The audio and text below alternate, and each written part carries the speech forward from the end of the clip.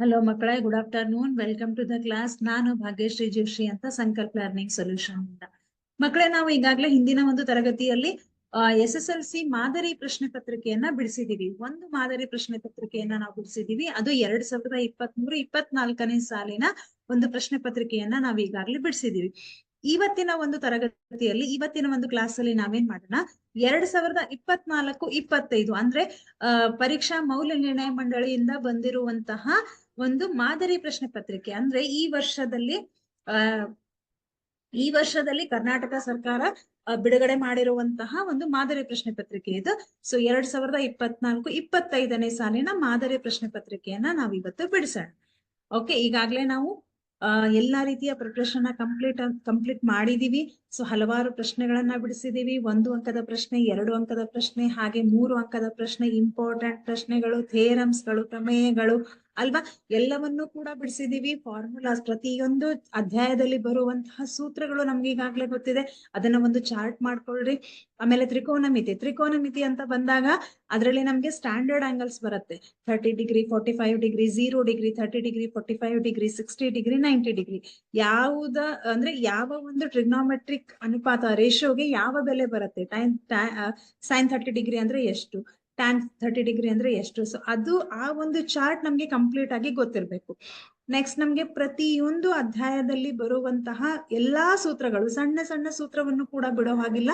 ಎಲ್ಲಾ ಸೂತ್ರಗಳನ್ನ ಕೂಡ ನಾವೇನ್ ಮಾಡೋಣ, ಒಂದು ಚಾರ್ಟ್ ಅನ್ನ ಮಾಡಿ ನೀಟಾಗಿ ಬೇರೆ ಬೇರೆ ಕಲರ್ ಪೆನ್ಸಿಲ್ ಇಂದ ಬರೀರಿ. ಅಂದ್ರೆ ನಿಮ್ಗೆ ಅದನ್ನ ನೋಡಿದ ತಕ್ಷಣ ಬೇಗನೆ ನೆನ್ಪೊಳಿಯೋದಕ್ಕೆ ಸಾಧ್ಯ ಆಗುತ್ತೆ.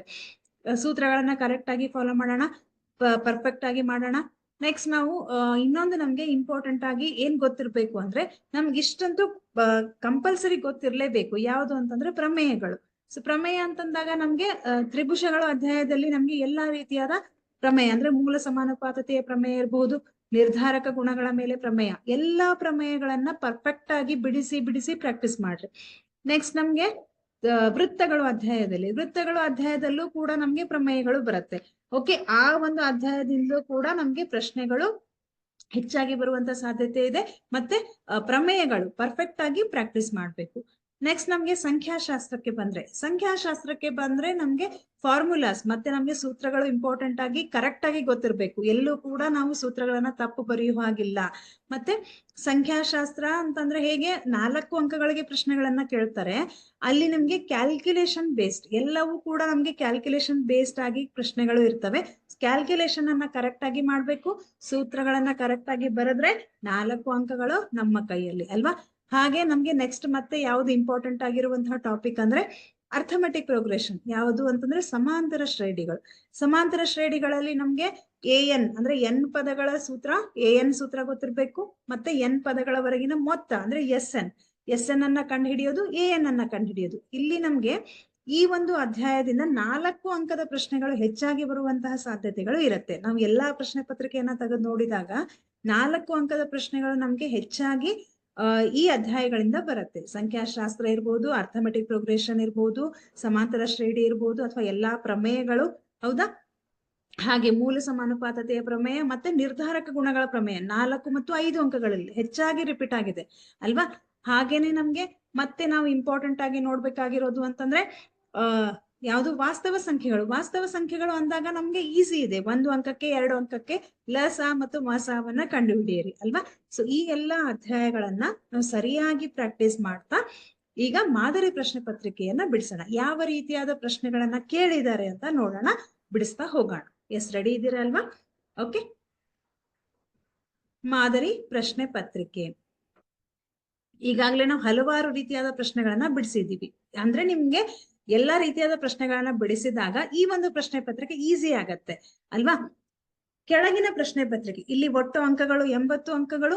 ಒಟ್ಟು ಸಮಯ ಎಷ್ಟು? 3 ಗಂಟೆ 15 ನಿಮಿಷ. ನಿಮ್ಗೆ 15 ನಿಮಿಷ ಓದೋದಕ್ಕೆ ಕೊಡ್ತಾರೆ, 3 ಗಂಟೆ ಇರತ್ತೆ. ಸೊ ಕರೆಕ್ಟ್ ಆಗಿ ಪ್ರಶ್ನೆ ಪತ್ರಿಕೆಯನ್ನ ಓದಿ ಏನ್ ಕೇಳಿದ್ದಾರೆ, ನಾನೇನನ್ನ ಬರೀಬೇಕು, ಯಾವ ಸೂತ್ರವನ್ನ ನಾನಿಲ್ಲಿ ಬಳಸ್ಬೇಕು ಅನ್ನೋದನ್ನ ಗಮನದಲ್ಲಿ ಇಟ್ಟುಕೊಂಡು ಪ್ರತಿಯೊಂದು ಪ್ರಶ್ನೆಯನ್ನ ಬಿಡಿಸ್ತಾ ಹೋಗ್ಬೇಕು. Okay, S. ಸೊ ಫಸ್ಟ್ ಪ್ರಶ್ನೆ ಏನಿದೆ ನಮ್ಗೆ, ಮಲ್ಟಿಪಲ್ ಚಾಯ್ಸ್. 8 ಬಹು ಆಯ್ಕೆಯ ಪ್ರಶ್ನೆಗಳು, 8 1 ಅಂಕದ ಪ್ರಶ್ನೆಗಳು, ಹಾಗೆ 8 2 ಅಂಕದ ಪ್ರಶ್ನೆಗಳು, 9 3 ಅಂಕದ ಪ್ರಶ್ನೆಗಳು, 4 4 ಅಂಕದ ಪ್ರಶ್ನೆಗಳು, 5 ಅಂಕದ ಪ್ರಶ್ನೆ ಒಂದಿರತ್ತೆ ಅಲ್ವಾ. ಎಸ್, ಕೆಳಗಿನ ಪ್ರಶ್ನೆಗಳಿಗೆ ಅಥವಾ ಅಪೂರ್ಣ ಹೇಳಿಕೆಗಳಿಗೆ 4 ಪರ್ಯಾಯ ಉತ್ತರಗಳನ್ನು ನೀಡಲಾಗಿದೆ. ಅವುಗಳಲ್ಲಿ ಸೂಕ್ತವಾದ ಉತ್ತರವನ್ನು ಆರಿಸಿ ಅದರ ಕ್ರಮಾಕ್ಷರದೊಡನೆ ಪೂರ್ಣ ಉತ್ತರವನ್ನು ಬರೆಯಿರಿ ಅಂತ ಕೊಟ್ಟಿದ್ದಾರೆ.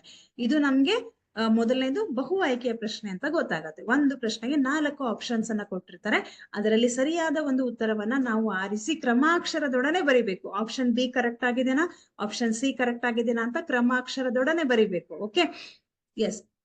ಏನಿದೆ ಮೊದಲನೇ ಪ್ರಶ್ನೆ ನಮ್ಗೆ 5ರ ಘಾತ 2 ಮತ್ತು 2ರ ಘಾತ 5 ಇಂಟು 5 ಈ ಎರಡು ಸಂಖ್ಯೆಗಳ ಮಸಾವನ್ನ ಕೇಳಿದೆ. 5ರ ಘಾತ 2 ಇಂಟು 2 ಹಾಗೆ 2ರ ಘಾತ 5 ಇಂಟು 5 ಅಲ್ವಾ. ಮಹತ್ತಮ ಸಾಮಾನ್ಯ ಅಪವರ್ತನವನ್ನ ನಮ್ಗೆ ಕೇಳಿದೆ. ಎಸ್ ಮಕ್ಕಳೇ, ನಾವು ಹೇಗ್ ಕಂಡುಹಿಡಿತೀವಿ ಮಸಾ? ಈ ಎರಡು ಸಂಖ್ಯೆಗಳಲ್ಲಿ ಕಾಮನ್ ಯಾವ್ದಿದೆ? ಇಲ್ಲಿ 5 ಇದೆ, ಇಲ್ಲಿ 5 ಇದೆ. ಓಕೆ, 5 ಸಂಖ್ಯೆ ಕಾಮನ್ ಇದೆ. ಆದ್ರೆ ಘಾತವನ್ನ ನೋಡಿದಾಗ ಇಲ್ಲಿ 5ರ ಘಾತ 2 ಇದೆ, ಇಲ್ಲಿ 5ರ ಘಾತ 1 ಇದೆ. ಹಾಗಿದ್ರೆ 5 ಕಾಮನ್ ಆಯ್ತು.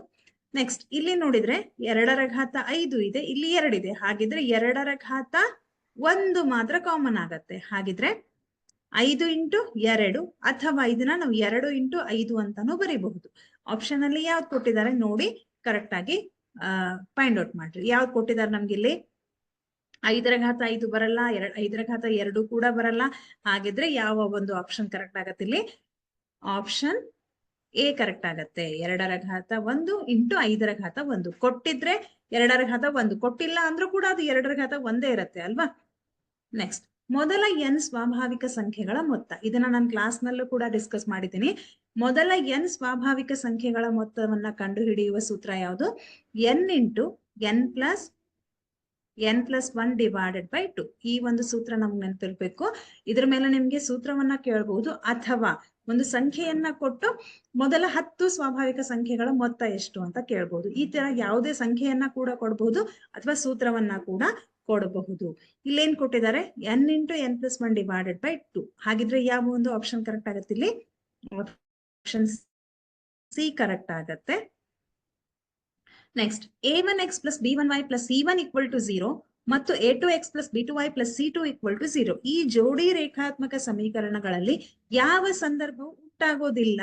ನಾವೀಗಾಗ್ಲೇ ಅಧ್ಯಯನ ಮಾಡಿದೀವಿ ಯಾವ ರೀತಿಯಾದ ಸಂದರ್ಭಗಳು ಬರುತ್ತೆ ಅಂದ್ರೆ, ಜೋಡಿ ರೇಖಾತ್ಮಕ ಸಮೀಕರಣಗಳನ್ನ ನಾವೇನಾದ್ರೂ ಗ್ರಾಫ್ ನಲ್ಲಿ ಹಾಕಿದ್ರೆ ಅಥವಾ ಅನುಪಾತಗಳನ್ನ ಹೋಲಿಸಿದಾಗ ನಮ್ಗೆ 3 ರೀತಿಯಾದ ಫಲಿತಾಂಶಗಳು ಬರುತ್ತೆ. ಹೇಗೆ? 1, 2 ರೇಖೆಗಳು ಒಂದನ್ನೊಂದು ಛೇದಿಸೋದು, ಆಮೇಲೆ ಒಂದಕ್ಕೊಂದು ಸಮಾಂತರ ಆಗಿರೋದು, ಮತ್ತೆ ಇನ್ನೊಂದು ಒಂದರ ಮೇಲೆ ಮತ್ತೊಂದು ಐಕ್ಯಗೊಳ್ಳೋದು. ಈ ರೀತಿಯಾದ 3 ಫಲಿತಾಂಶಗಳನ್ನ ನಾವು ನೋಡ್ತೀವಿ ಅಲ್ವಾ. ಹಾಗಿದ್ರೆ ಒಂದನ್ನೊಂದು ಛೇದಿಸಿದ್ರೆ ಯಾವ ರೀತಿಯಾದ ಅನುಪಾತಗಳು ಸಿಗತ್ತೆ ನಮ್ಗೆ?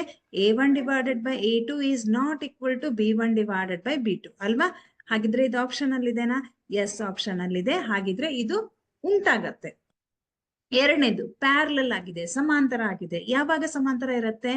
a1 divided by a2 is equal to b1 divided by b2 but it is not equal to c1 divided by c2.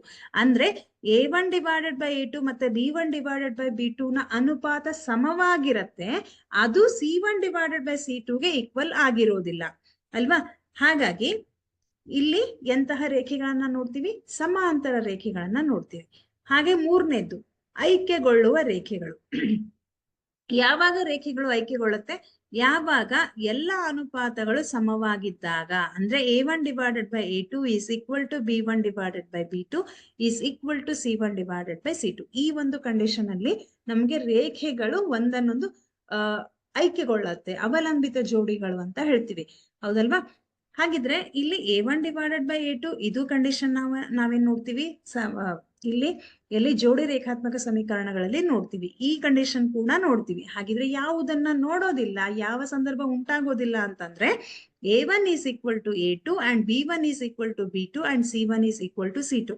ಈ ಒಂದು ಕಂಡೀಷನ್ ಅನ್ನ, ಈ ಒಂದು ಸಂದರ್ಭವನ್ನ ನಾವು ನೋಡೋದಿಲ್ಲ. ಹಾಗಿದ್ರೆ option D is right. Next ನೋಡೋಣ. ನಕ್ಷೆಯಲ್ಲಿ ಕೊಟ್ಟಿರುವ y is equal to p of x ಬಹುಪದೋಕ್ತಿಯು ಹೊಂದಿರುವ ಶೂನ್ಯತೆಗಳ ಸಂಖ್ಯೆ. ಇಲ್ಲಿ ನಮ್ಗೆ ಶೂನ್ಯತೆಗಳ ಸಂಖ್ಯೆ ಅಂದ್ರೆ ಒಂದು ಗ್ರಾಫ್ ಅನ್ನ ಕೊಡ್ತಾರೆ, ನಕ್ಷೆಯ ವಿಧಾನದಿಂದ ಶೂನ್ಯತೆಯನ್ನ ಕಂಡುಹಿಡಿಯೋದು, ಹೌದಾ. ನಾವು ಬೀಜಗಣಿತ ವಿಧಾನದಿಂದ ಶೂನ್ಯತೆಯನ್ನ ಹೇಗೆ ಕಂಡುಹಿಡಿಯೋದು ಅದು ನಮಗೆ ಗೊತ್ತಿದೆ. ಕೆಲವೊಂದ್ಸತಿ ಏನಾಗುತ್ತೆ, ನಕ್ಷೆಯನ್ನ ಕೊಟ್ಟಿರ್ತಾರೆ, ಅದನ್ನ ನೋಡಿ ನಾವು ಶೂನ್ಯತೆಯನ್ನ ಕಂಡುಹಿಡಿಬೇಕು. ಎಷ್ಟು ಶೂನ್ಯತೆಗಳಿವೆ ಅಂತ ಹೇಗೆ ಕಂಡುಹಿಡಿಯೋದು, ಎಷ್ಟು ಸಲ ಈ ಗ್ರಾಫ್ ಎಕ್ಸ್ ಅಕ್ಷವನ್ನ ಸಂಧಿಸುತ್ತೆ, ಎಕ್ಸ್ ಅಕ್ಷವನ್ನ ಟಚ್ ಮಾಡುತ್ತೆ, ಅಷ್ಟು ಶೂನ್ಯತೆಗಳನ್ನ ಇದು ಹೊಂದಿದೆ ಅಂತ ನಾವು ಹೇಳ್ತೀವಿ. ಎಷ್ಟು ಸಲ ಇದು ಎಕ್ಸ್ ಆಕ್ಸಸ್ ಅನ್ನ ಸಂಧಿಸಿದೆ? 1, 2, 3. ಹಾಗಿದ್ರೆ ಎಷ್ಟು ಶೂನ್ಯತೆಗಳಿವೆ ಇದಕ್ಕೆ? 3 ಶೂನ್ಯತೆಗಳು. So option B is right. Next ಏನಿದೆ, x into x plus 2 is equal to 6. ಇದು ಯಾವ ರೀತಿಯಾದ ಸಮೀಕರಣ ನೋಡೋಣ, ಬಿಡಿಸಿ. X into x plus 2 is equal to 6 ಆದ್ರೆ ಎಕ್ಸ್ ಇಂಟು ಎಕ್ಸ್ ಏನು? X square plus 2x. ನಾನು ಈ 6 ಅನ್ನ ಈ ಕಡೆ ಟ್ರಾನ್ಸ್ಫರ್ ಮಾಡಿದ್ರೆ -6 ಆಗತ್ತೆ, ಈಕ್ವಲ್ ಟು 0. ಹಾಗಿದ್ರೆ ಇದು ಯಾವ ರೂಪದಲ್ಲಿ ಬಂತು ಇವಾಗ? ax square plus bx plus c ರೂಪದಲ್ಲಿ ಬಂತು ಅಲ್ವಾ, ಈಕ್ವಲ್ ಟು 0. ಇಲ್ಲಿ ax square plus bx plus c ಅಂತ ಅಷ್ಟೇ ಬಂದ್ರೆ ಅದನ್ನ ನಾವು ವರ್ಗ ಬಹುಪದೋಕ್ತಿ ಅಂತ ಹೇಳ್ತೀವಿ. ಆದ್ರೆ ಇಲ್ಲಿ ಈಕ್ವಲ್ ಟು 0 ಅಂತ ಬಂತು, ಹಾಗಾಗಿ ಇದು ವರ್ಗ ಸಮೀಕರಣ ಅಲ್ವಾ. ಹಾಗಿದ್ರೆ option B is right. Next ನೋಡೋಣ, ಚಿತ್ರದಲ್ಲಿ ಟ್ರಯಾಂಗಲ್ PQR ಇದು ಯಾವ ಒಂದು ತ್ರಿಭುಜಕ್ಕೆ ಸಮರೂಪಿ ಆಗಿದೆ? ಈ ತರಹ ಚಿಹ್ನೆ ಬಂದ್ರೆ ಅದೇನು? ಸಮರೂಪಿ ತ್ರಿಭುಜಗಳು ಅಲ್ವಾ. ಟ್ರಯಾಂಗಲ್ PQR ಸಮರೂಪ ತ್ರಿಭುಜ ಈ ತರ ಅಲ್ವಾ, ಇದಾಗ ABC ಈ ಒಂದು ತ್ರಿಭುಜ ಈ ತ್ರಿಭುಜಕ್ಕೆ ಸಮರೂಪಿಯಾಗಿದೆ. ಹಾಗಿದ್ರೆ ತ್ರಿಭುಜಗಳ ಅನುರೂಪ ಬಾಹುಗಳ ಜೋಡಿಗಳು ಯಾವ 2 ಅನುರೂಪ ಬಾಹುಗಳನ್ನ ಹೊಂದಿದೆ ಅಂತ ನಾವು ನೋಡ್ಬೇಕು. ಇಲ್ಲಿ ನಾವು ಮಾರ್ಕ್ ನೋಡ್ರಿ, ಇಲ್ಲಿ ಆಂಗಲ್ಗೆ 1 ಮಾರ್ಕ್ ಇದೆ, ಇಲ್ಲಿ 2 ಇದೆ, ಇಲ್ಲಿ ಏನೂ ಇಲ್ಲ, ಇಲ್ಲಿ 1 ಇದೆ, ಇಲ್ಲಿ 2 ಇದೆ, ಇಲ್ಲಿ ಏನೂ ಇಲ್ಲ. ಅಂದ್ರೆ P to Q ನೋಡಿದ್ರೆ 1 ಮಾರ್ಕ್ ಅಂದ್ರೆ 1 ಆಂಗಲ್ಗೆ ನಾವು ಮಾರ್ಕ್ ಮಾಡಿದೀವಿ ಅಲ್ವಾ. 1ರಿಂದ ಏನೂ ಇಲ್ಲ, ಇಲ್ಲಿ 1ರಿಂದ ಏನೂ ಇಲ್ಲ, ಅಂದ್ರೆ PQ ಟು AB ಆಗತ್ತೆ. ಇಲ್ಲಿ PQ ಮತ್ತು AB ಇದೆ ಅಲ್ವಾ, ಎಸ್ ಇದು ಕರೆಕ್ಟ್ ಆಗತ್ತೆ. ಇದನ್ನ ಬಿಟ್ಟು ಮತ್ತೆ ಬೇರೆ ಯಾವ್ದಾದ್ರು ಬಾಹುಗಳು ಅನುರೂಪಗಳಾಗಿವೆ ನೋಡೋಣ. PR ಮತ್ತು AB. PR ಇಲ್ಲಿದೆ, ಅಂದ್ರೆ 1ರಿಂದ 2 ಮಾರ್ಕ್ ಇರೋವರೆಗೆ. ಹಾಗೆ AB ಅಂತಂದ್ರೆ ಇಲ್ಲಿ ಅಲ್ಲ, ಇದು ತಪ್ಪಾಗತ್ತೆ. QR ಮತ್ತು AC. QR ಎಲ್ಲಿದೆ? ಇಲ್ಲಿದೆ. AC A ಮತ್ತು C ಅನ್ನ ನೋಡಿದಾಗ 1 to 2 ಬರತ್ತಿದು, ಹಾಗಿದ್ರೆ ಇದು ಕೂಡ ತಪ್ಪಾಗತ್ತೆ. PR ಮತ್ತು BC ಇದು ಕೂಡ ತಪ್ಪಾಗತ್ತೆ. ಸೊ ಯಾವ ಒಂದು ಆಪ್ಷನ್ ಕರೆಕ್ಟ್ ಆಗತ್ತೆ ಇಲ್ಲಿ? Option A is right. Sine square A minus cos square A ಇದು ಅದಕ್ಕೆ ಸಮ ಅಂತ ಕೇಳಿದ್ದಾರೆ. Sine square theta plus cos square theta is equal to 1. ಇದನ್ನ ನಾವೇನ್ ಮಾಡ್ತೀವಿ, ತ್ರಿಕೋನಮಿತಿಯ ನಿತ್ಯ ಸಮೀಕರಣಗಳ sine square theta plus cos square theta is equal to 1 ಆದ್ರೆ plus cos square theta is equal to 1 ಇದು ನಿತ್ಯ ಸಮೀಕರಣ. ಇವಾಗ ನಾವೇನ್ ಮಾಡೋಣ, ಈ ಕಾಸ್ ಸ್ಕ್ವೇರ್ ಥೀಟಾವನ್ನ ಈ ಕಡೆ ಶಿಫ್ಟ್ ಮಾಡಿದ್ರೆ sine square theta is equal to 1 minus cos square theta ಅಲ್ವಾ. ಈಗ ನಾವು ಸೈನ್ ಸ್ಕ್ವೇರ್ ಥೀಟಾ ಅಥವಾ ಸೈನ್ ಸ್ಕ್ವೇರ್ ಥೀಟಾ ಅಂದ್ರೆ A ಅಂತ ಇದೆ ಇಲ್ಲಿ. ಸೊ ಸೈನ್ ಸ್ಕ್ವೇರ್ A ನಲ್ಲಿ 1 ಮೈನಸ್ ಕಾಸ್ ಸ್ಕ್ವೇರ್ A ಅಂತ ಹಾಕೋಣ. ಏನ್ ಬರುತ್ತೆ? 1 minus cos square A minus cos square A ಅಲ್ವಾ. So 1 minus cos square A minus cos square A ಅಂದ್ರೆ ಮೈನಸ್ 2 ಕಾಸ್ ಸ್ಕ್ವೇರ್ A ಆಗತ್ತೆ. ಇದು ಆಪ್ಷನ್ ಅಲ್ಲಿ ಇದೆ, ನಾ ಚೆಕ್ ಮಾಡ್ರಿ ಒಂದ್ಸರ್ತಿ. ಆಪ್ಷನ್ ಬಿ ನಲ್ಲಿದೆ. So 1 minus 2 cos square A ಅಲ್ವಾ.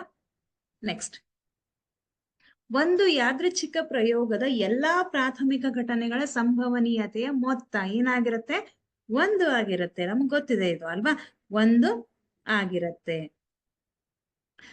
ಘಟನೆ ಸಂಭವಿಸಿದರೆ ಆ ಒಂದು ಘಟನೆಯ ಸಂಭವನೀಯತೆ 1 ಆಗಿರುತ್ತೆ. ಘಟನೆ ಸಂಭವಿಸದಿದ್ದರೆ ಅದು 0 ಆಗಿರುತ್ತೆ. ಅದು ಕೂಡ ನಿಮ್ಗೆ ನೆನಪಿರ್ಲಿ. ನೆಕ್ಸ್ಟ್ ಏನ್ ಕೊಟ್ಟಿದ್ದಾರೆ, ಈ ಕೆಳಗಿನ ಪ್ರಶ್ನೆಗಳಿಗೆ ಉತ್ತರಿಸಿ ಅಂತ ಕೊಟ್ಟಿದ್ದಾರೆ. Okay, 2x plus by is equal to 8 ಮತ್ತು 2 into 2x plus 3y is equal to 16. ಈ ರೇಖಾತ್ಮಕ ಸಮೀಕರಣಗಳ ಜೋಡಿಯು ಅನೇಕ ಪರಿಹಾರಗಳನ್ನು ಹೊಂದಿದ್ದರೆ ಅನೇಕ ಪರಿಹಾರಗಳು ಯಾವಾಗ ಇರುತ್ತೆ? ಯಾವಾಗ ರೇಖೆಗಳು ಸಮಾಂತರ ಇರತ್ತೆ ಆವಾಗ ಯಾವುದೇ ಪರಿಹಾರ ಹೊಂದಿರೋದಿಲ್ಲ. ಯಾವಾಗ ರೇಖೆಗಳು ಒಂದನ್ನೊಂದು ಛೇದಿಸತ್ತೆ ಆವಾಗ ಅನನ್ಯ ಪರಿಹಾರವನ್ನ ಹೊಂದಿರತ್ತೆ. ನಮ್ಗೆ ಗೊತ್ತಿರ್ಬೇಕು, ಯಾವಾಗ ರೇಖೆಗಳು ಪ್ಯಾರಲಲ್ ಆಗಿರತ್ತೆ ಆವಾಗ ಯಾವುದೇ ಪರಿಹಾರ ಇರೋದಿಲ್ಲ. ಮತ್ತೆ ರೇಖೆಗಳು ಒಂದನ್ನೊಂದು ಐಕ್ಯಗೊಂಡ್ರೆ ಆವಾಗ ಅಪರಿಮಿತ ಪರಿಹಾರಗಳು. ಅಪರಿಮಿತ ಪರಿಹಾರ ಅಂತಂದ್ರೆ ಇಲ್ಲೇನ್ ಕೊಟ್ಟಿದ್ದಾರೆ? ಅನೇಕ ಪರಿಹಾರಗಳು. ಅಪರಿಮಿತ ಪರಿಹಾರ. ಅನನ್ಯ ಅಂತಂದ್ರೆ ಎಕ್ಸಾಕ್ಟ್ ಆಗಿ ಒಂದು ಸೊಲ್ಯೂಷನ್, ಅಂದ್ರೆ ನಿಖರವಾಗಿ ಒಂದು ಬೆಲೆ ಸಿಗತ್ತೆ ನಮ್ಗಲ್ಲಿ. ಅಪರಿಮಿತ ಪರಿಹಾರ ಯಾವಾಗ ಸಿಗತ್ತೆ? ಐಕ್ಯಗೊಂಡಾಗ, ರೇಖೆಗಳು ಐಕ್ಯಗೊಂಡಾಗ. ಯಾವಾಗ ರೇಖೆಗಳು ಐಕ್ಯಗೊಳ್ಳುತ್ತೆ ಅದು ನಮ್ಗೆ ಗೊತ್ತಿರ್ಬೇಕು. ಯಾವಾಗ ಅನುಪಾತಗಳು ಸಮವಾಗಿ ಬರುತ್ತೆ. A1 divided by A2 is equal to B1 divided by B2 is equal to C1 divided by C2. ಅಂದ್ರೆ ಎಲ್ಲಾ ಅನುಪಾತಗಳು ಸಮವಾಗಿದ್ದಾಗ ರೇಖೆಗಳು ಒಂದನ್ನೊಂದು ಐಕ್ಯಗೊಳ್ಳುತ್ತೆ ಅಲ್ವಾ? ಇಲ್ಲೇನ್ ಕೊಟ್ಟಿದ್ದಾರೆ ನಮ್ಗೆ? 2x plus by is equal to 8. ಇನ್ನೊಂದೇನ್ ಕೊಟ್ಟಿದ್ದಾರೆ? 2 into 2x plus 3y is equal to 16. ಇವಾಗ ನಾವೇನ್ ಮಾಡೋಣ? ಗುಣಾಕಾರ ಮಾಡೋಣ. 2 into 2x ಅಂತಂದ್ರೆ 4x ಬರುತ್ತೆ, plus 2 3 6y is equal to 16. ಇದನ್ನ ನಾನು ಇಲ್ಲಿ ಬರಿತೀನಿ. 4x plus 6y is equal to 16. ಇದನ್ನ ಸಮೀಕರಣ 1 ಅಂತ ಹೇಳೋಣ, ಇದನ್ನ ಸಮೀಕರಣ 2 ಅಂತ ಹೇಳೋಣ. ಇವಾಗ ಏನ್ ಮಾಡೋಣ? ಈ ಅನುಪಾತಗಳನ್ನ ಹೋಲಿಸೋಣ. ಯಾಕೆ ಅಂತಂದ್ರೆ ನಮ್ಗೆ ಈ ಒಂದು ಕಂಡೀಷನ್ ಬಂದ್ರೆ ಅವಾಗ ಮಾತ್ರ ಅನೇಕ ಪರಿಹಾರಗಳನ್ನ ಹೊಂದಿರತ್ತೆ. ಚೆಕ್ ಮಾಡೋಣ. A1 divided by A2. A1 ಎಷ್ಟಿದೆ ಇಲ್ಲಿ? 2 ಇದೆ. A2 ಎಷ್ಟಿದೆ? 4 ಇದೆ. 2 1 2 2. ಹಾಗಿದ್ರೆ ಎಷ್ಟಾಯ್ತು ಇದು? 1 divided by 2. ಹಾಗೆ B1 divided by B2 check ಮಾಡಿ ನೋಡ್ರಿ ಒಂದ್ಸರ್ತಿ. B1 ಎಷ್ಟಿದೆ ಮಕ್ಕಳ ಇಲ್ಲಿ? B ಇದೆ ಅಲ್ವಾ? B divided by B2 ಎಷ್ಟಿದೆ? 6 ಇದೆ. ಓಕೆ, ಹಾಗೆ ಇಟ್ಕೊಡ್ರಿ. ನಾವು B ನ ಬೆಲೆಯನ್ನ ಕಂಡುಹಿಡಿಯೋಣ. ಇವಾಗ B ನ ಬೆಲೆಯನ್ನು ಕಂಡುಹಿಡಿಯಿರಿ ಅಂತ ಹೇಳಿದ್ದಾರೆ. C1 divided by C2 check ಮಾಡೋಣ. C1 ನ ಬೆಲೆ ಎಷ್ಟಿದೆ ಇಲ್ಲಿ? 8 ಇದೆ. C2 ನ ಬೆಲೆ 16 ಇದೆ. 8 1 8 2. ಹಾಗಿದ್ರೆ 1 divided by 2 ಬಂತು. ಅಂದ್ರೆ C1 divided by C2 ನ ಬೆಲೆ 1 divided by 2 ಬಂತು. A1 divided by A2 ನ ಬೆಲೆ ಕೂಡ 1 divided by 2 ಬಂತು. ನಮ್ಗೆ ಎಲ್ಲಾ ಅನುಪಾತಗಳು ಸಮವಾಗಿ ಆದ್ರೆ B1 divided by B2 ಕೂಡ 1 divided by 2ನೇ ಬರ್ಬೇಕು ಅಲ್ವಾ? ಹಾಗಿದ್ರೆ ನಾನು ಇಲ್ಲಿ B ಗೆ ಯಾವ ಒಂದು ಬೆಲೆಯನ್ನ ಹಾಕಿದಾಗ ನನಗೆ 1 divided by ಚೆಕ್ ಮಾಡ್ರಿ ಒಂದ್ಸರ್ತಿ. ಯಾವಾಗ ಬರುತ್ತೆ? ಈಗ ನಾನು B is equal to 2 1 ಹಾಕಿದ್ರೆ 1 divided by 6 ಬರುತ್ತೆ. B is equal to 2 ಹಾಕಿದ್ರೆ 2 divided by 3 ಅಂದ್ರೆ 2 1 2 3 ಆಗತ್ತೆ. ಅಂದ್ರೆ 1 divided by 3 ಬರುತ್ತೆ. ನನಗೆ 1 divided by 3 ಬೇಡ, ನನಗೆ 1 divided by 2 ಬೇಕು. ಅವಾಗ ನಾನು ಏನ್ ಮಾಡ್ತೀನಿ? B is equal to 3 ಅಂತ ಹಾಕಿದ್ರೆ divided by 6 ಅಂದ್ರೆ 3 1 3 2. ನನಗೆ 1 divided by 2 ಅಂತ ಬಂತು. ಹಾಗಿದ್ರೆ A1 divided by A2 ಕೂಡ 1 divided by 2, B1 divided by B2 ಕೂಡ 1 divided by 2, ಹಾಗೆ C1 divided by C2 ಕೂಡ 1 divided by 2. ಅಂದ್ರೆ ಎಲ್ಲಾ ಅನುಪಾತಗಳು ಸಮವಾಗಿ ಬಂತು ಅಲ್ವಾ? ಹಾಗಿದ್ರೆ B ನ ಬೆಲೆ ಎಷ್ಟಿಲ್ಲಿ? 3. B is equal to 3 ಅಂತ ಹಾಕಿದ್ರೆ ಎಲ್ಲಾ ಅನುಪಾತಗಳು ಸಮವಾಗಿ ಬಂತು ಅಲ್ವಾ? B ನ ಬೆಲೆ 3. ನೆಕ್ಸ್ಟ್ ಏನಿದೆ? P of x is equal to 5x cube minus 3x square plus 12x minus 8. ಈ ಒಂದು ಬಹುಪದೋಕ್ತಿಯ ಡಿಗ್ರಿಯನ್ನ ಬರೆಯಿರಿ. ಡಿಗ್ರಿ ಅಂದ್ರೆ ಏನು? ಮಹತ್ತಮ ಘಾತ. ಹೌದಾ? ಈ ಒಂದು ಬಹುಪದೋಕ್ತಿ P of x ಅಂದ್ರೆ ಬಹುಪದೋಕ್ತಿ ಅಲ್ವಾ? ಬಹುಪದೋಕ್ತಿಯ ಒಂದು ಹೆಸರದು. ಈಗ ಇಲ್ಲಿ ಕೊಟ್ಟಿರುವಂತಹ ಬಹುಪದೋಕ್ತಿ ಎಂತಹ ಬಹುಪದೋಕ್ತಿ ಇದು? ಇಲ್ಲಿ ಚರಾಕ್ಷರದ ಗರಿಷ್ಠ ಘಾತ ಎಷ್ಟಿದೆ? 3 ಇದೆ. ಇಲ್ಲಿ 3, ಇಲ್ಲಿ 2 1 0. ಹಾಗಿದ್ರೆ ಗರಿಷ್ಠ ಘಾತ ಎಷ್ಟಿದೆ? ಇಲ್ಲಿ 3 ಇದೆ. ಹಾಗಾಗಿ ಡಿಗ್ರಿ ಎಷ್ಟಾಯ್ತು ಇವಾಗ? 3. ಡಿಗ್ರಿ ಎಷ್ಟಾಯ್ತು ಈಗ? 3. ಓಕೆ, ಸೊ ಇಲ್ಲಿ ಗರಿಷ್ಠ ಘಾತ 3 ಇದ್ರೆ ಅಂತಹ ಒಂದು ಬಹುಪದೋಕ್ತಿಯನ್ನ ಎಂತಹ ಬಹುಪದೋಕ್ತಿ ಅಂತೀವಿ? ಅದು ಘನ ಬಹುಪದೋಕ್ತಿ. 2 ಇದ್ರೆ ವರ್ಗ ಬಹುಪದೋಕ್ತಿ. ಚರಾಕ್ಷರದ ಗರಿಷ್ಠ ಘಾತ 1 ಇದ್ರೆ ಅದು ರೇಖಾತ್ಮಕ ಬಹುಪದೋಕ್ತಿ ಅಲ್ವಾ? ಇಲ್ಲಿ 3 ಇದೆ, ಹಾಗಾಗಿ ಘನ ಬಹುಪದೋಕ್ತಿ. ನೆಕ್ಸ್ಟ್ ಚೆಕ್ ಮಾಡೋಣ ಒಂದ್ಸರ್ತಿ. sin A is equal to √3/2, cos A is equal to 1/2. ಆದರೆ tan A ಬೆಲೆಯನ್ನು ಕಂಡುಹಿಡಿಯಿರಿ ಅಂತ ಇದೆ. sin A ಬೆಲೆಯನ್ನ ಕೊಟ್ಟಿದ್ದಾರೆ ಎಷ್ಟಂತ? sin A is equal to √3/2 ಹಾಗೆ cos A is equal to 1/2. ನಮ್ಗೆ ಟ್ಯಾನ್ ಎ ಅನ್ನ ಕೇಳಿದ್ದಾರೆ. ನಮ್ಗೆ ಗೊತ್ತಿದೆ ಟ್ಯಾನ್ ಎ ಅಂತಂದ್ರೆ ಏನು ಅಂತ. ಟ್ಯಾನ್ ಎ ಅಂತಂದ್ರೆ ಏನು? Sine A divided by cos A ಅಲ್ವಾ? ಸೊ ಸೈನ್ ಎ ಬೆಲೆಯನ್ನ ಕೊಟ್ಟಿದ್ದಾರೆ. √3/2 divided by 1/2. 2 and 2 will get cancel. ಎರಡು ಕೂಡ ಕ್ಯಾನ್ಸಲ್ ಆಗತ್ತೆ. ಏನ್ ಉಳಿತು ನಿಮ್ಗೆ? √3 ಡಿವೈಡೆಡ್ ಬೈ 1 ಅಂತ ಉಳಿತು. √3/2 1 ಅಂತಂದ್ರೆ √3. ಹಾಗಿದ್ರೆ tan A is equal to √3. ಇದನ್ನು ಬರಿಬಹುದು. ಅಥವಾ ಎ ಬೆಲೆ ಏನಾಗತ್ತೆ? ಎ ಅಂತಂದ್ರೆ ಥೀಟಾ. ಇಲ್ಲಿ theta is equal to √3. Tan theta is equal to √3 ಅಂದ್ರೆ ಥೀಟಾದ ಬೆಲೆ ಎಷ್ಟಾಗತ್ತೆ? Tan 60 degree. ಟ್ಯಾನ್ 60 ಡಿಗ್ರಿ ಅಂದ್ರೆ √3. ಟ್ಯಾನ್ 30 ಡಿಗ್ರಿ ಅಂದ್ರೆ 1/√3. ಸೊ ನಮ್ಗೆ ಇಲ್ಲಿ √3 ಇದೆ ಅಲ್ವಾ?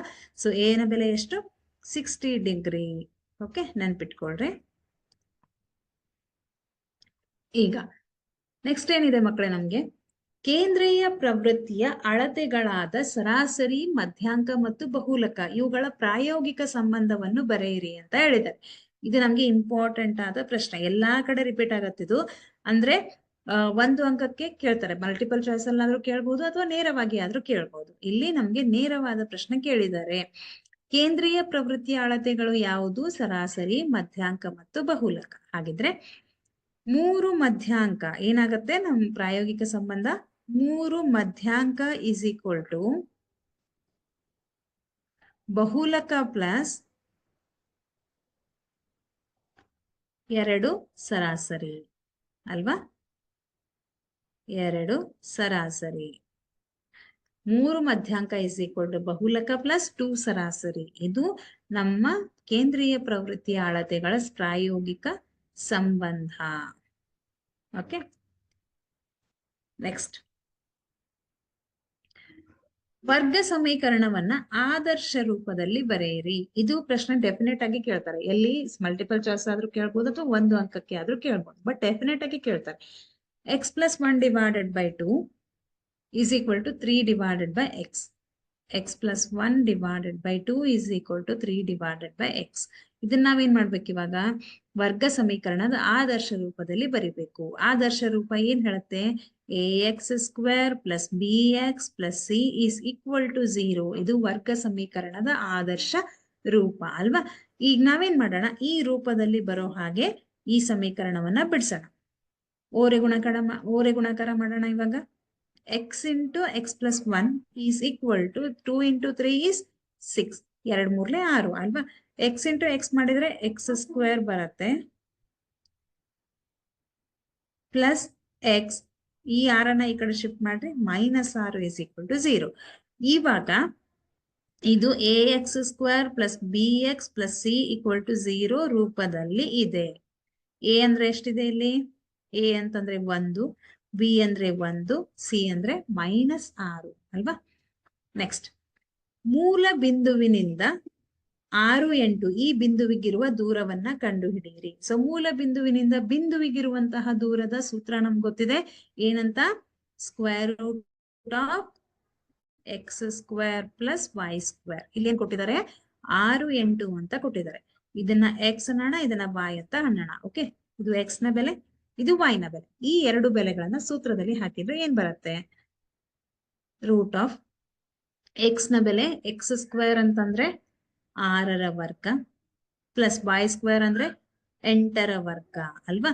ಸೊ 6ರ ವರ್ಗ ಅಂದ್ರೆ 36, 8ರ ವರ್ಗ ಅಂದ್ರೆ 64.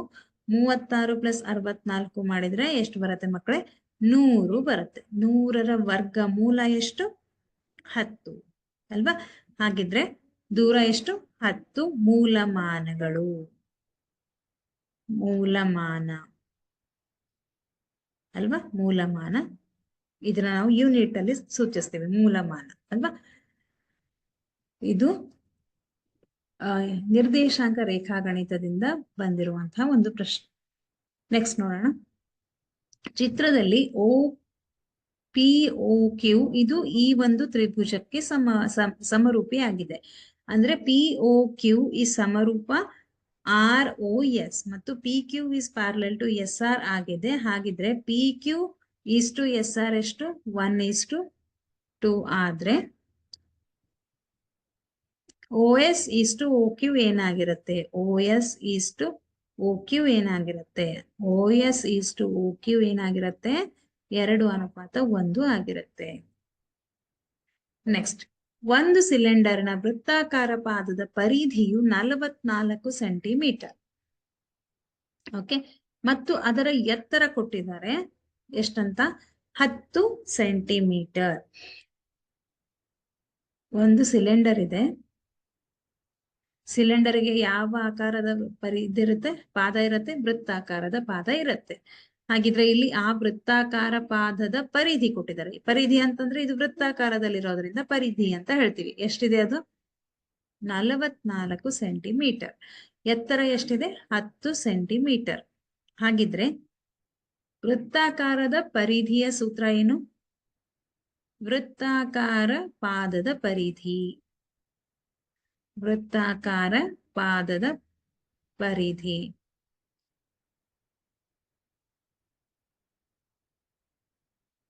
44 ಸೆಂಟಿಮೀಟರ್.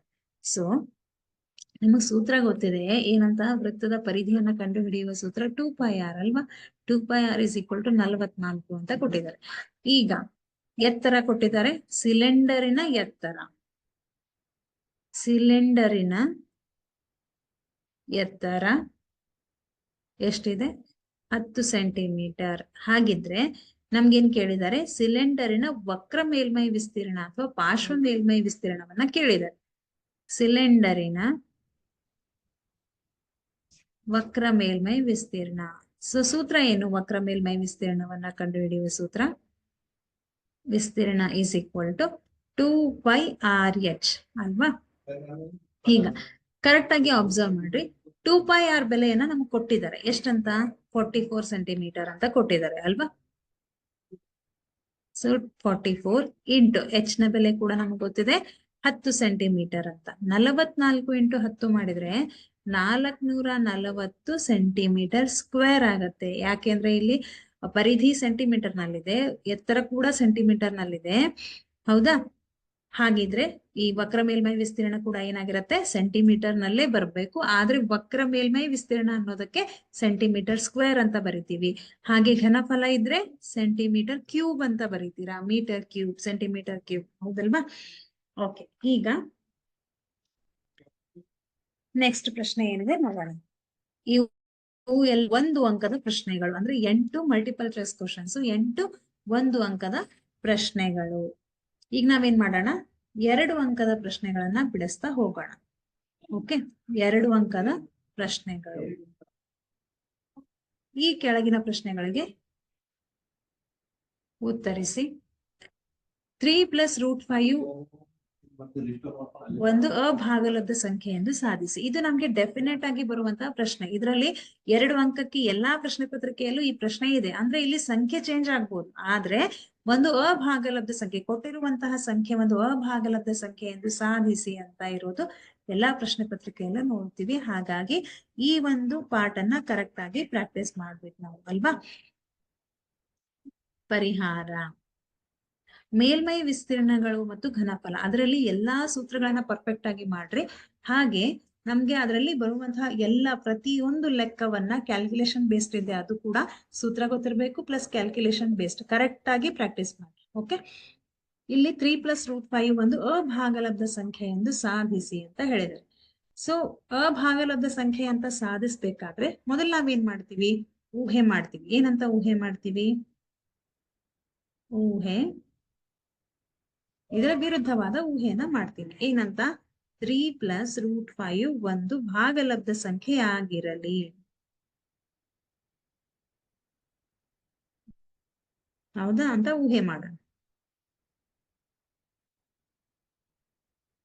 ಸಂಖ್ಯೆ ಆಗಿರಲಿ ಅಲ್ವಾ? ಭಾಗಲಬ್ಧ ಸಂಖ್ಯೆ ಅಂತಂದಾಗ ಅದು ಯಾವ ರೂಪದಲ್ಲಿರುತ್ತೆ? p/q ರೂಪದಲ್ಲಿ ಇರತ್ತೆ. ಹಾಗಿದ್ರೆ ಇಲ್ಲಿ ನಾವು ಈ 3 + √5 ಒಂದು ಭಾಗಲಬ್ಧ ಸಂಖ್ಯೆ ಆಗಿರಲಿ ಅಂತ ತಗೊಂಡ್ರೆ 3 + √5 = p/q ಆಗಿರುತ್ತೆ ಅಲ್ವಾ? ಈಗ ಭಾಗಲಬ್ಧ ಸಂಖ್ಯೆಗಳು ಯಾವ ಒಂದು ಸಂಖ್ಯೆ ಗಣಕ್ಕೆ ಸೇರುತ್ತೆ? ಯಾವ ಒಂದು ಸಂಖ್ಯಾ ಗಣಕ್ಕೆ ಸೇರುತ್ತೆ? ಅದು ಪೂರ್ಣಾಂಕಗಳ ಗಣಕ್ಕೆ, ಅಂದ್ರೆ p/q belongs to z ಅಂತ ಹೇಳ್ತೀವಿ.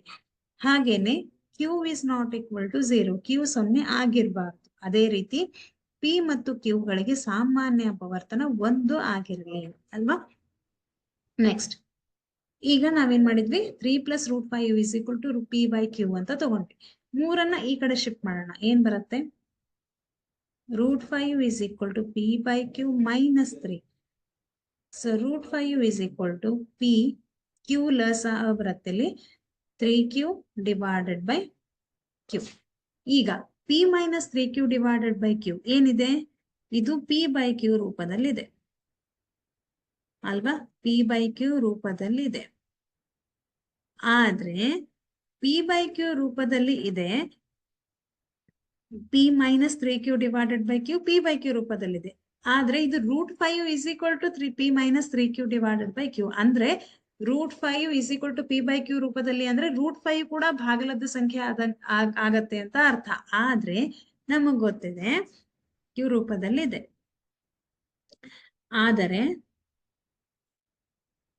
ಆದರೆ ನಮ್ಗೆ ಗೊತ್ತಿದೆ √5 ಒಂದು ಅಭಾಗಲಬ್ಧ ಸಂಖ್ಯೆ ಅಂತ ನಮಗ್ ಗೊತ್ತಿದೆ ಅಲ್ವಾ.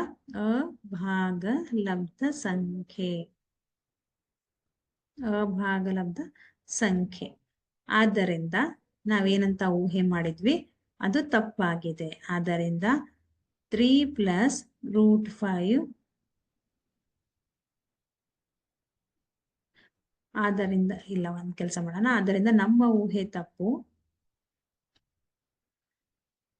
3 + √5 ಏನಾಗಿದೆ, ಇದು ಒಂದು ಅಭಾಗಲಬ್ಧ ಸಂಖ್ಯೆ ಆಗಿದೆ ಅಲ್ವಾ. ಅಭಾಗಲಬ್ಧ ಸಂಖ್ಯೆ ಆಗಿದೆ.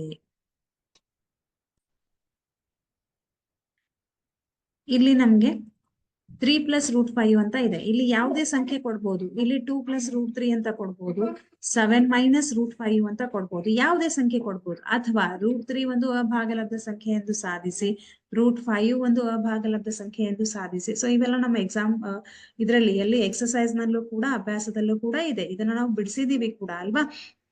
ಸೊ ಎಲ್ಲ ರೀತಿಯಾದ ಪ್ರಶ್ನೆಗಳನ್ನ ಪ್ರಾಕ್ಟೀಸ್ ಮಾಡಬೇಕು. ಹಾಗಿದ್ರೆ ಈ ಒಂದು ಅಧ್ಯಾಯದಿಂದ ಅಭಾಗಲಬ್ಧ ಸಂಖ್ಯೆಗೆ ಸಂಬಂಧಪಟ್ಟ ಹಾಗೆ ಈ ಪ್ರಶ್ನೆ ಎಲ್ಲಾ ಪ್ರಶ್ನೆ ಪತ್ರಿಕೆಯಲ್ಲೂ ಕೂಡ ಇದೆ. ಸೊ ನಾವ್ ಇದನ್ನ ಕರೆಕ್ಟ್ ಆಗಿ ಪ್ರಾಕ್ಟೀಸ್ ಮಾಡ್ಬೇಕು. ನೆಕ್ಸ್ಟ್ ಏನಿದೆ, ಸಂಯುಕ್ತ ಸಂಖ್ಯೆ ಎಂದರೆ ಏನು? 23 ಮತ್ತು 24 ಇವುಗಳಲ್ಲಿ ಸಂಯುಕ್ತ ಸಂಖ್ಯೆ ಯಾವುದು? ಸೊ ಸಂಖ್ಯೆಗಳಲ್ಲಿ ನಾವು 2 ವಿಧಗಳನ್ನ ನೋಡ್ತೀವಿ.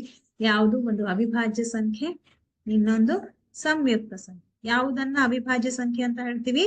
ಯಾವ ಸಂಖ್ಯೆಗಳು ಕೇವಲ 2 ಅಪವರ್ತನಗಳನ್ನು ಮಾತ್ರ ಹೊಂದಿದೆ ಅಂತಹ ಸಂಖ್ಯೆಗಳಿಗೆ ಅವಿಭಾಜ್ಯ ಸಂಖ್ಯೆ ಅಂತ ಕರಿತೀವಿ. ಹಾಗಿದ್ರೆ ಇಲ್ಲಿ ಏನ್ ಕೊಟ್ಟಿದ್ದಾರೆ ನಮ್ಗೆ? ಸಂಯುಕ್ತ ಸಂಖ್ಯೆ ಅಂದ್ರೆ ಏನು? ಸಂಯುಕ್ತ ಸಂಖ್ಯೆ ಅಂತಂದ್ರೆ ಏನು? ಸಂಯುಕ್ತ ಸಂಖ್ಯೆ ಅಂತಂದ್ರೆ 2ಕ್ಕಿಂತ ಹೆಚ್ಚಿನ ಅಪವರ್ತನಗಳನ್ನ ಹೊಂದಿರುವಂತಹ ಸಂಖ್ಯೆಗೆ ಸಂಯುಕ್ತ ಸಂಖ್ಯೆ ಅಂತ ಹೇಳ್ತಾರೆ ಅಲ್ವಾ.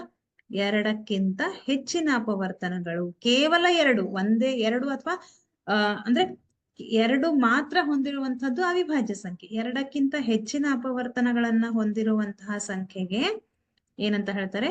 ಸಂಯುಕ್ತ ಸಂಖ್ಯೆ ಅಂತ ಹೇಳ್ತಾರೆ. ಅಪವರ್ತನಗಳನ್ನು ಹೊಂದಿರುವ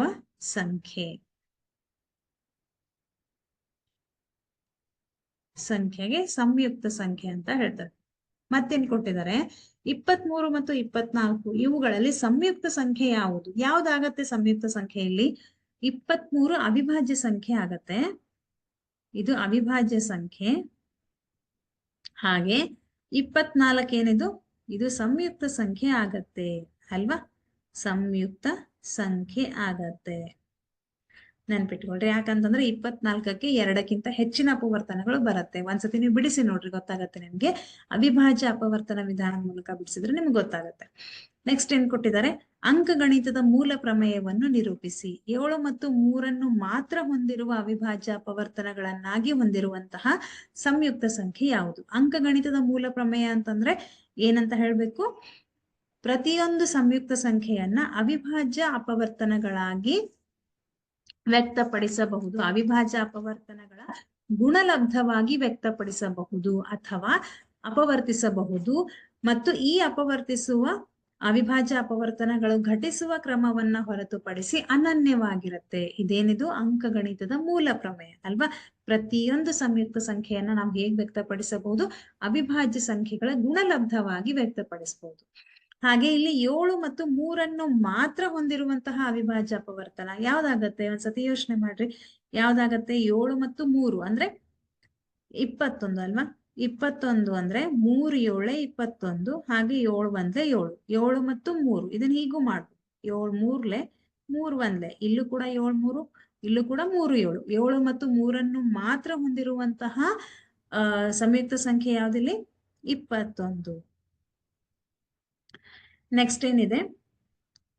5 9 13 ಈ ಸಮಾಂತರ ಶ್ರೇಣಿಯ 21ನೇ ಪದವನ್ನು ಸೂತ್ರವನ್ನು ಉಪಯೋಗಿಸಿ ಕಂಡುಹಿಡಿಯಿರಿ. ಸೊ ಸಮಾಂತರ ಶ್ರೇಣಿ ಕೊಟ್ಟಿದ್ದಾರೆ ನಮ್ಗೆ 5 9 13, ಸಾರಿ 13. ಎಷ್ಟನೇ ಪದ ಕೇಳಿದ್ದಾರೆ? 21ನೇ ಪದ ಕೇಳಿದ್ದಾರೆ.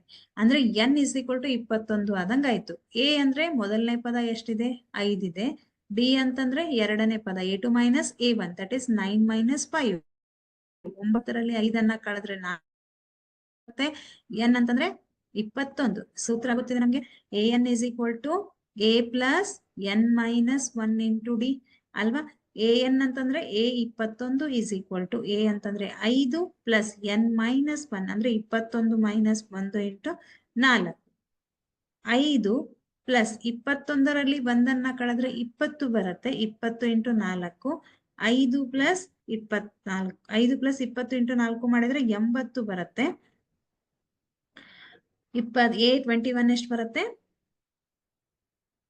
80 + 5 ಮಾಡಿದ್ರೆ 85 ಬಂತು. ಇದು 2 ಅಂಕಕ್ಕೆ ಕೇಳುವಂತಹ ಪ್ರಶ್ನೆ. ಇಲ್ಲಿ ನಿಮ್ಗೆ an ಆದ್ರೂ ಕೇಳಬಹುದು ಅಥವಾ n ಪದಗಳವರೆಗಿನ ಮೊತ್ತವನ್ನಾದ್ರೂ ಕೇಳಬಹುದು. ಅಂದ್ರೆ SN ಕೂಡ ಕೇಳಬಹುದು. SN ಅಂತಂದ್ರೆ ಮೊತ್ತ. SN = n/2 × 2a + n - 1 × d ಅಲ್ವಾ. ಸೊ ಸೂತ್ರವನ್ನ ಕರೆಕ್ಟ್ ಆಗಿ ಮಾಡ್ರಿ. ನೆಕ್ಸ್ಟ್ ಏನಿದೆ? ವರ್ಜಿಸುವ ವಿಧಾನದಿಂದ ವರ್ಜಿಸುವ ವಿಧಾನದಿಂದ ನಮ್ಗೆ ಏನ್ ಕೇಳಿದ್ದಾರೆ? ಕೆಳಗಿನ ರೇಖಾತ್ಮಕ ಸಮೀಕರಣಗಳನ್ನು ಬಿಡಿಸಿ. ಸೊ ರೇಖಾತ್ಮಕ ಸಮೀಕರಣಗಳ ಜೋಡಿಯನ್ನ ಕೊಟ್ಟಿದ್ದಾರೆ. ಯಾವ ವಿಧಾನ ಕೊಟ್ಟಿದ್ದಾರೆ ಇಲ್ಲಿ? ವರ್ಜಿಸುವ ವಿಧಾನ. ಇಲ್ಲಿ ನಿಮ್ಗೆ ಆದೇಶ ವಿಧಾನ ಆದ್ರೂ ಕೊಡ್ಬೋದು, ವರ್ಜಿಸುವ ವಿಧಾನ ಆದ್ರೂ ಕೊಡ್ಬೋದು, ಮತ್ತೆ 4 ಅಂಕಗಳಿಗೆ ನಕ್ಷಾ ವಿಧಾನವನ್ನ ಕೊಡ್ತಾರೆ. ಇಲ್ಲಿ ನಮ್ಗೆ ವರ್ಜಿಸುವ ವಿಧಾನ ಕೇಳಿದ್ದಾರೆ. ವರ್ಜಿಸುವ ವಿಧಾನ ಅಂದಾಗ x + y = 4, ಇದನ್ನ ಸಮೀಕರಣ 1 ಅಂತ ಹೇಳೋಣ. 2x + y = 6, ಇದು ಸಮೀಕರಣ 2 ಅಲ್ವಾ. ವರ್ಜಿಸೋದು ಅಂದ್ರೆ ತೆಗೆದು ಹಾಕೋದು, ಎಲಿಮಿನೇಟ್ ಮಾಡೋದು. ಯಾವುದನ್ನ ಎಲಿಮಿನೇಟ್ ಮಾಡೋದು? ಚರಾಕ್ಷರದ ಬೆಲೆಗಳು ಒಂದೇ ಇರುವಂತಹ ಚರಾಕ್ಷರ, ಅಂದ್ರೆ ಸೇಮ್ ಚರಾಕ್ಷರ ಇರುವಂತಹ ಬೆಲೆಯನ್ನ ನಾವೇನ್ ಮಾಡೋಣ? ಚರಾಕ್ಷರವನ್ನ ಕ್ಯಾನ್ಸಲ್ ಮಾಡೋಣ. ಇಲ್ಲಿ x ಇದೆ, ಇಲ್ಲಿ 2x ಇದೆ, ಸೊ ಮಾಡಕ್ ಬರಲ್ಲ. ಇಲ್ಲಿ y ಇದೆ, ಇಲ್ಲಿ y ಇದೆ, ಹೌದು ಮಾಡ್ಬೋದಲ್ವಾ. ಎರಡು ಕಡೆ y ಇದೆ, ಆದರೆ ಚಿಹ್ನೆಗಳನ್ನ ಕರೆಕ್ಟ್ ಆಗಿ ನೋಡ್ರಿ. ಇಲ್ಲಿ +y ಇದೆ, ಇಲ್ಲೂ ಕೂಡ +y ಇದೆ. +y ಕೂಡಿಸಿದ್ರೆ 2y ಬರುತ್ತೆ. ಆದ್ರೆ ನನ್ಗೆ ಇಲ್ಲಿ ಏನ್ ಮಾಡ್ಬೇಕು? ಕ್ಯಾನ್ಸಲ್ ಮಾಡ್ಬೇಕು. ಸೊ ಕ್ಯಾನ್ಸಲ್ ಮಾಡ್ಬೇಕಾದ್ರೆ ಚಿಹ್ನೆಯನ್ನ ಚೇಂಜ್ ಮಾಡ್ತೀನಿ. ಅವಾಗ ಒಂದು +y ಆಗತ್ತೆ, ಒಂದು -y ಆಗತ್ತೆ. ಎರಡೂ ಕೂಡ ಕ್ಯಾನ್ಸಲ್ ಆಯ್ತು. ಇಲ್ಲಿ -2x ಇದೆ, ಇಲ್ಲಿ +x ಇದೆ. -2x ಅಲ್ಲಿ +x ಅನ್ನ ಕಳೆದ್ರೆ -x ಬರುತ್ತೆ. ಹಾಗೆ ಇಲ್ಲಿ -6 + 4, -6ರಲ್ಲಿ +4 ಅನ್ನ ಕಳೆದ್ರೆ -2 ಬರುತ್ತೆ. ಮೈನಸ್ ಕ್ಯಾನ್ಸಲ್ ಆಯ್ತು. x = 2 ಬಂತು. ಈಗ x ನ ಬೆಲೆ ಸಿಕ್ತು. ಈಗ ನನ್ಗೇನ್ ಬೇಕು?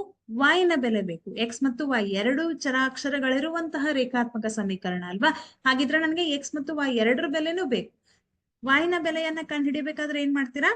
x ನ ಬೆಲೆಯನ್ನು ಯಾವ ಒಂದು ಸಮೀಕರಣದಲ್ಲಿ ಹಾಕೋಣ? ಇವಾಗ ಸಮೀಕರಣ 1ರಲ್ಲಿ ಆದೇಶಿಸಿದಾಗ ಏನ್ ಬರುತ್ತೆ?